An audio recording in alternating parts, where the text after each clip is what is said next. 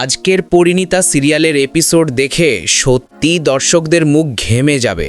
যে ঘটনা আজ দেখানো হয়েছে তা আগামী দিনের গল্পকে আরও ভয়ঙ্কর আর রহস্যময় করে তুলেছে। শেষ মুহূর্ত পর্যন্ত চোখ সরানো অসম্ভব।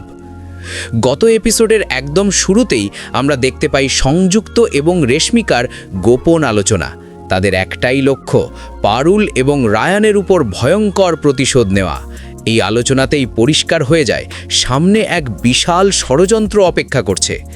সবচেয়ে চমকে দেওয়ার বিষয় হলো সংযুক্ত এখনও জেলের ভেতর থেকেও পুরো খেলা নিয়ন্ত্রণ করছে, আর সেই খেলায় দাবার গুটি হিসেবে ব্যবহার করা হচ্ছে রেশমিকাকে।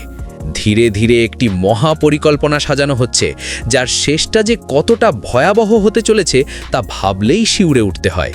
পাশাপাশি এটাও দেখানো হয়েছে সংযুক্ত জেল থেকে বের হওয়ার পরিকল্পনাও শুরু করে দিয়েছে।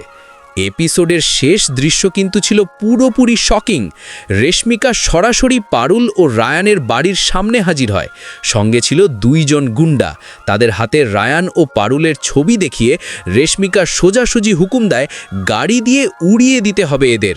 এই মুহূর্তে গল্প একেবারে অন্য লেভেলে পৌঁছে গেছে। আগামী এপিসোডে হয়তো আমরা দেখতে পারি পারুল নিজের কাজ নিয়ে ব্যস্ত থাকবে, অন্যদিকে রায়ান অনিরুদ্ধ স্যারের পেছনে লেগে পড়বে সত্যটা বের করার জন্য।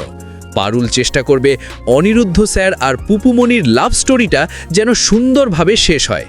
একই সাথে এটাও সম্ভব রায়ান আর পারুল আবারও অপুকে কেন্দ্র করে প্রতিশোধ নেওয়ার চেষ্টা করবে, যদিও আমরা জানি এই চেষ্টায় তারা শেষ পর্যন্ত সফল হবে না।